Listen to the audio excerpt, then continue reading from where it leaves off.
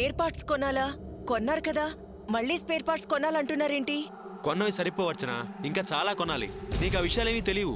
నేను చెప్తున్నాను కదా, స్పేర్ పార్ట్స్ కొనడానికి బయటికి వెళ్తానేమో, అందుకే రావద్దంటున్నాను. మీరు బయటికెళ్తే ఏంటి? భాషా భాస్కర్ ఉన్నారు కదా, వాళ్ళిద్దరూ తింటారు. మీరు వచ్చిన తర్వాత తినండి. ఏంటచ్చినా నువ్వు?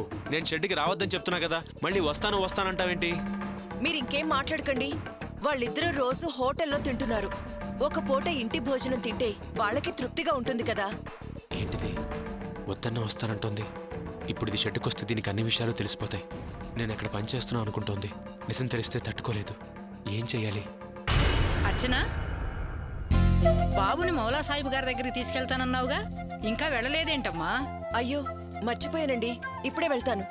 తొందరగా వెళ్ళమ్మా, బాబుకి అంతరం కట్టించు, లేకపోతే ఆయన వెళ్ళిపోతాడు. సరే. అర్చన, బాబుకేమైంది? ఏం లేదండి, పొద్దున్నుంచి కాస్త నలతగా ఉన్నాడు. అవునా? అయితే వెంటనే తీసుకెళ్ళు. నేను తీసుకెళ్తాను, మీరు తినండి. భాషా భాస్కర్ ని హోటల్లోనే తినమనండి. సరేనా? నేను వెళ్ళొస్తాను.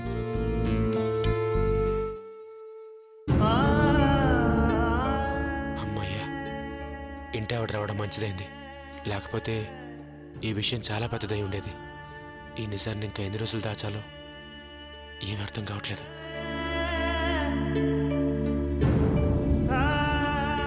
బాబు బాబు బాబు, ఇదిగో నా మాట వినపడుతుందా? బాబు బాబు బాబు బాబు, ఇదిగో ఫోన్ చేయడు. ఫోన్ చేసావా? చేశాను. వస్తుందా? వస్తుందంట, దారిలో ఉంది. బాబు బాబు బాబు, బాబు బాబు బాబు, ఏం పని చేసావా బాబు? బాబు నీళ్ళు ఎత్తరా? ఏమైంది మాణిక్యం? కొత్త కోరాడు. నేను దిగుతాను దిగాడు. ఆ వాసన భరించడానికి పడిపోయాడు. అరే రే రే రే బాబు బాబు, కళ్ళు తినవా బాబు? కొట్టు, నీళ్ళు కొట్టు, చిన్నగా. బాబు బాబు, మాట వినపట్లేదా? నిన్నే వాసు ఏంటి రంగయ్య, ఈ అబ్బాయి నీకు తెలుసా? తెలియటమేందయ్యా, ఈడు నా కొడుకేనయ్యా. నాకు వేరే దారి లేక ఈ పనికి వచ్చాను. వీడికి ఇదేం కర్మయ్యా. వాసు పొద్దున్నే వచ్చి పని కావాలని కాదలేకపోయాను రంగయ్య. తను దిగుతానన్నా వద్దు, మా వాళ్ళ అతను ఉన్నాయా అని చెప్పా. కానీ నేను చెప్పేది వినకుండా దిగేశాడు. ఏడు మాణిక్యం ఇది? కొత్త కుర్రాళ్ళని కూడా చూడకుండా గుడ్లో దించేయటమేనా? అరే, అనుభవంలో మనమే లోపలికి వెళ్తే ఉక్కురు బిక్కిరి ఆడక నానా ఇబ్బందులు పడతాం. పొరపాటున నీళ్లు తాగితే ఈ ఇసంతో సమానం అని నీకు తెలుసు కదా. సర్లే, అంబులెన్స్ ఫోన్ చేసావా లేదా? కంగారు పడకు రంగయ్య, ఫోన్ చేసావు. అంబులెన్స్ అయితే అయ్యా వాసు, అయ్యా వాసు, వచ్చింది అంబులెన్స్.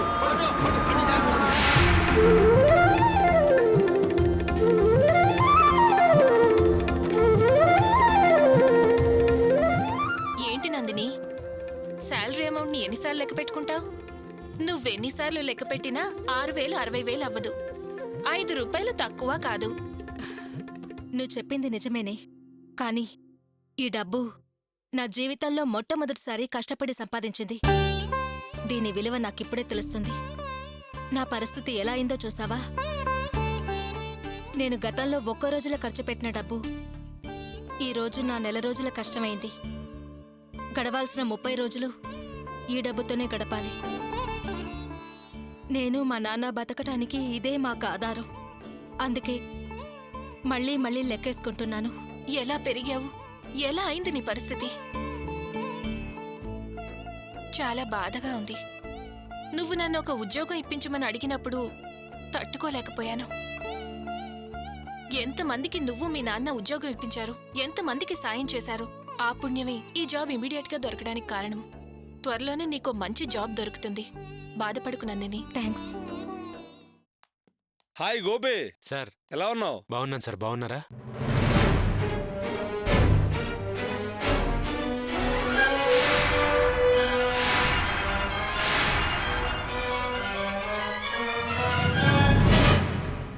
అయ్యో, ఏమైంది నందిని? అతనేంటి ఇక్కడికొచ్చాడు? అతని ఫ్రెండే కదా. మా రిలేటివ్ కోసం కార్ అడగడానికి అతని షెడ్కి వెళ్ళాం కదా. అవునే, కానీ నేనిక్కడ జాబ్ చేస్తున్న విషయం అతను తెలియకూడదు. ఎలాగోలాగా మేనేజ్ చేయాలి. రావే, ఇక్కడికొచ్చి నా సీట్లో కూర్చో. నీ సీట్లోనా? అమ్మో, మేనేజర్ చూస్తే ప్రాబ్లం అవుతుందే. అయ్యో, నేనిక్కడ కూర్చుంటే ఇంకా పెద్ద ప్రాబ్లం అవుతుంది. కాసేపు అతను వెళ్ళిపోయేంత వరకు మేనేజ్ చేయవే ప్లీజ్. రా, ఇక్కడ కూర్చో. ఏయ్ నందిని, చెప్పేది వినవే.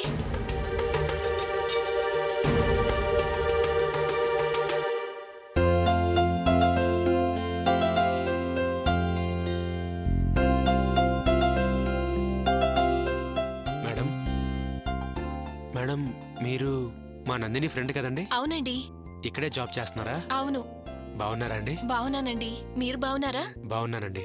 ఒకసారి మీ మేనేజర్ గారిని కలవాలండి. ఒక్క నిమిషం అండి. సార్, మీకోసం గోపి అనే ఆయన వచ్చారు సార్. లోపలికి రమ్మను. Okay sir. సార్ రమ్మంటున్నారు, వెళ్ళండి. సరేనండి.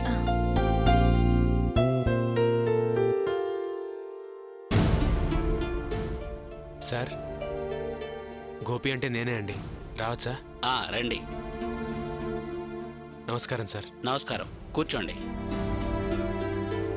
చెప్పండి, ఏం పని మీద వచ్చారు? ఇందులో నావి 2 కార్ల ఆర్సీలు ఉన్నాయి. ఇవి పెట్టుకున్న నాకు ₹1,00,000 లోన్ ఇవ్వండి సార్. మేం కార్ లోన్స్ ఇవ్వడం లేదండి. సార్, ముందు నేను చెప్పేది ఒక్క నిమిషం వినండి సార్. నేను కార్ మెకానిక్ని. అర్చనా కార్స్ అనే పేరుతో ఓ కార్ షెడ్ నడుపుతున్నాను సార్. రాజ్ మోటార్స్ దగ్గర నుంచి కార్స్ తీసుకుని వాటిని సర్వీస్ చేసి అమ్ముతూ ఉంటాను సార్. వాళ్ళు నాకు కమిషన్ పే చేస్తారు. లాస్ట్ మంత్ నాకు వాళ్ళు ఓ 10 కార్లు ఇచ్చారు సార్. కాకపోతే నా దగ్గర స్పేర్స్ కొనడానికి డబ్బులు లేవు. అందుకని నాకు మీరు ₹1,00,000 అప్పిస్తే ఓ వారం రోజుల్లో ఆ ₹1,00,000కి వడ్డీ వేసి మీకు తిరిగి ఇచ్చేస్తాను సార్. Please sir. చూడండి, మేము ఇంతకు ముందు ఆటో ఫైనాన్స్ చేసేవాళ్ళం. మా ఫైనాన్సర్స్ సొమ్ము చాలా వరకు బయటే ఉండిపోయింది. ఇంకా చేయదలుచుకోలేక ఇవ్వడం మానేశాం. అందుకే మేమింక కార్ల ఫైనాన్స్ మానేసి ల్యాండ్ మీద ఇన్వెస్ట్ చేస్తున్నాం. సార్, నేను ఎగ్గొట్టేవాడిని కాదు సార్. బాగా నిజాయితీగా ఉంటాను. కరెక్ట్గా వారం టైం చాలు సార్. మీరిచ్చే 1,00,000కి వడ్డీ కూడా కలిపి మీకు తిరిగి ఇచ్చేస్తాను సార్. ప్లీజ్ సార్, నా మీద నమ్మకం ఉంచి నాకు ₹1,00,000 అప్పివ్వండి సార్. నువ్వు మంచివాడివే కావచ్చు, కానీ మా కంపెనీ పాలసీ అది. అంతా మా ఓనర్ డెసిషన్. నేనేం చేయలేను. నన్ను ఎన్నిసార్లు అడిగినా నేను చెప్పగలిగిన సమాధానం ఒక్కటే, అంతకు మించి చేయగలిగింది ఏమీ లేదు. మీరిక్కడుండి టైం వేస్ట్ చేయడం కంటే మరో చోట ప్రయత్నం చేసుకోవడం మంచిది. వెళ్ళండి. వస్తాను సార్. మంచిది.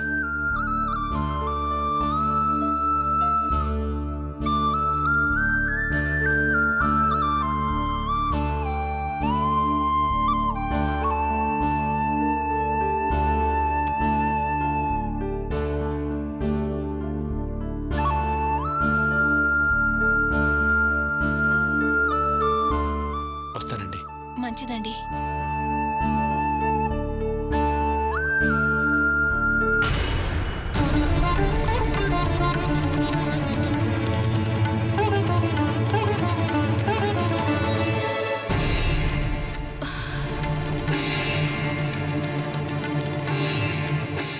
చాలా thanks Hasini. It's okay. Nandini, sir చెప్పండి సార్. ఇప్పుడు ఇందాక ఒక అతను వచ్చాడే, అతను ఆర్సీ బుక్ మర్చిపోయాడు. వెళ్ళి ఇచ్చేసిరా. నీకేమో చెప్పేది, వెళ్ళి ఇచ్చేసిరా.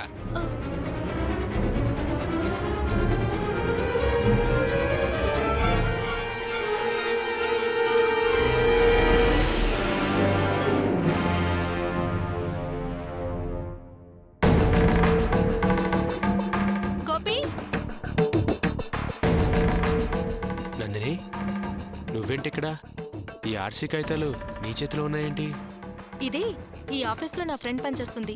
రిసెప్షన్లో నువ్వు చూసే ఉంటావు. దానికోసం నేను ఇక్కడికి వచ్చాను. ఫోన్ మాట్లాడడం కోసం నేను పక్కకెళ్ళాను. అప్పుడే నువ్వు వచ్చావు. ఇవి నువ్వు మేనేజర్ దగ్గర మర్చిపోయావంట కదా. మేనేజర్ గారు రిసెప్షన్లో ఇస్తే నేను ఇస్తానని చెప్పి తీసుకొచ్చాను.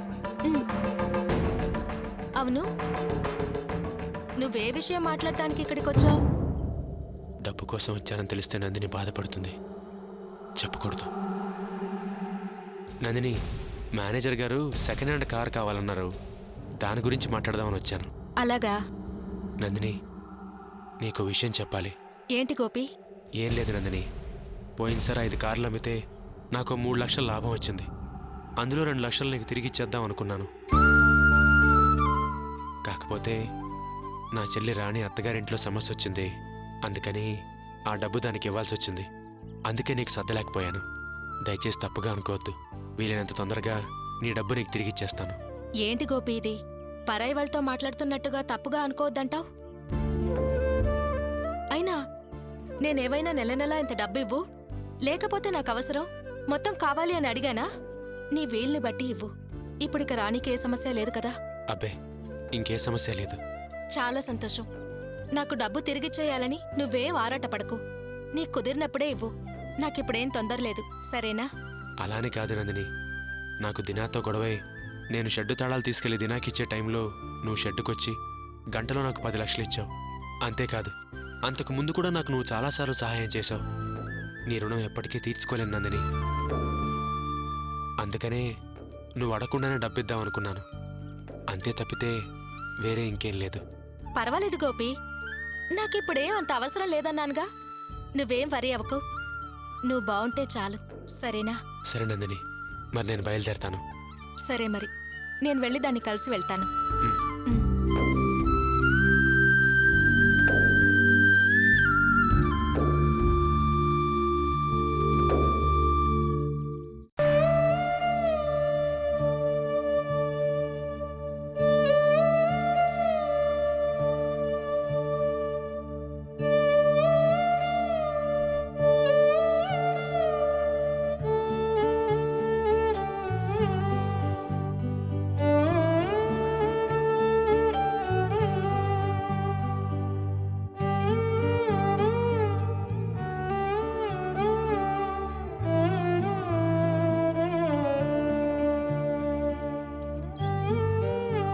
డాక్టర్ గారు, మా అబ్బాయికి ఎలా ఉంది? ప్రాణాపాయం లేదు కదా? కండిషన్ అయితే చాలా సీరియస్ గా ఉంది. బురద నీరు బాగా తాగాడు, విషం చేరింది, శ్వాస తీసుకోవడానికి ఇబ్బంది పడుతున్నాడు. ఏదైనా 6 గంటల అబ్జర్వేషన్ లో ఉంచితే గానీ చెప్పలేం.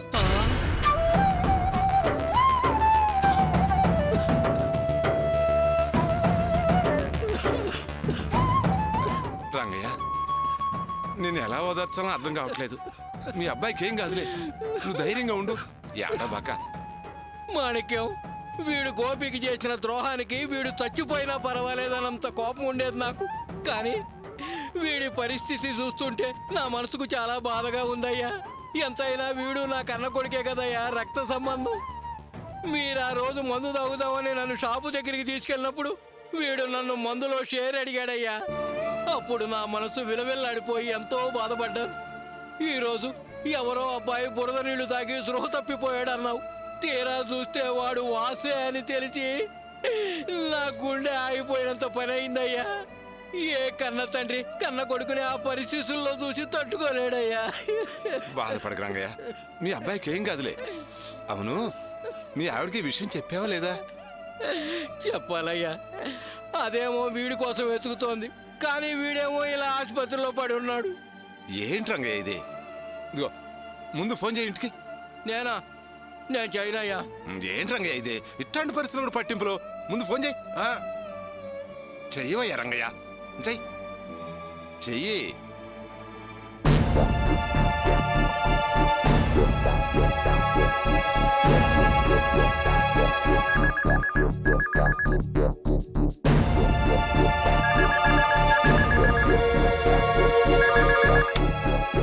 హలో హలో,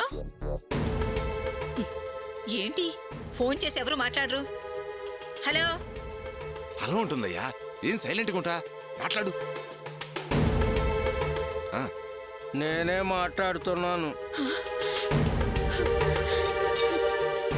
అయ్యో, నువ్వటయ్యా మాట్లాడేది? నేను నమ్మలేకపోతున్నాను.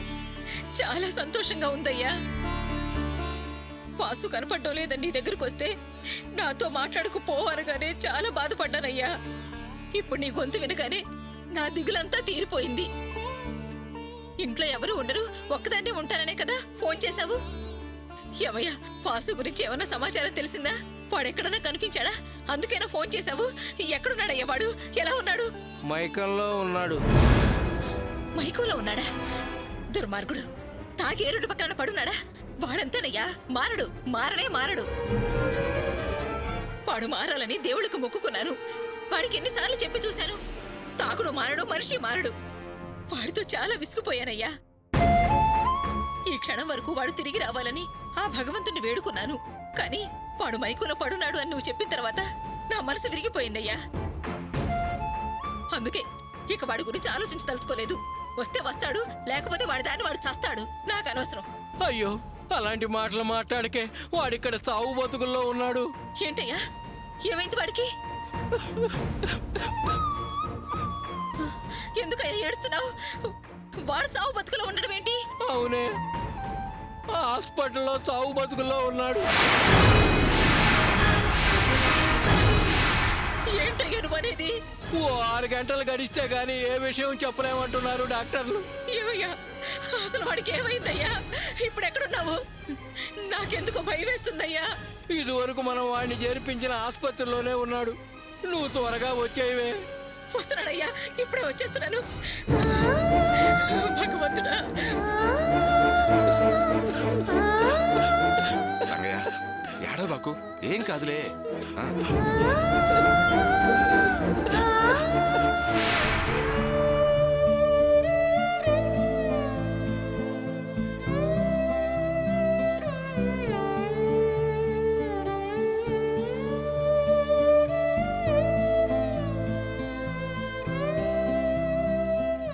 అన్నా, డబ్బులు దొరికాయా?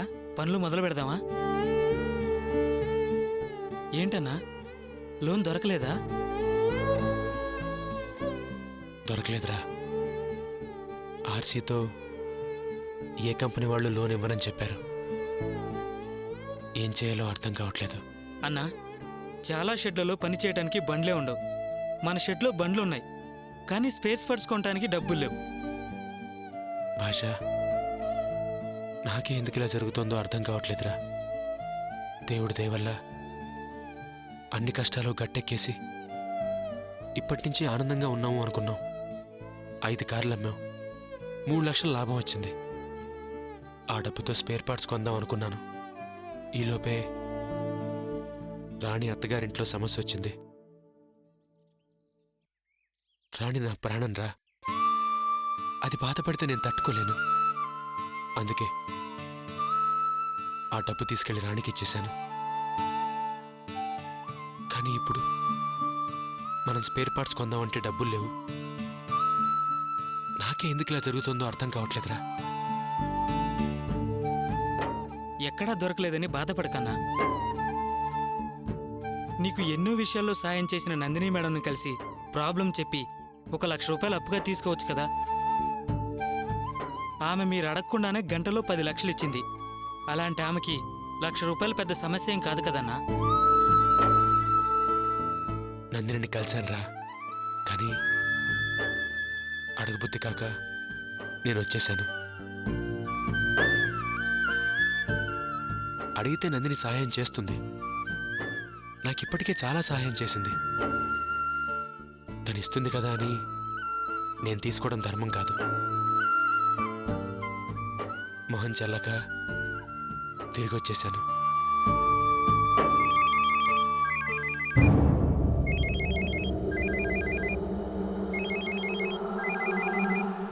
ఎవరన్నా ఫోన్ చేసేది? రాజ్ మోటార్స్ నుంచి మేనేజర్ ఫోన్ చేస్తున్నాడు. ఏం చెప్పాలో అర్థం కావట్లేదు. నమస్కారం సార్. నమస్తే తర్వాత ముందు అర్జెంటుగా బయలుదేరి ఆఫీస్కి రండి. ఎండి గారు మిమ్మల్ని కలవాలంటున్నారు. ఊళ్ళోనే ఉన్నారుగా? ఉన్నాను సార్. అయితే వెంటనే వచ్చేసేయండి, లేట్ చేయొద్దు. సరే సార్.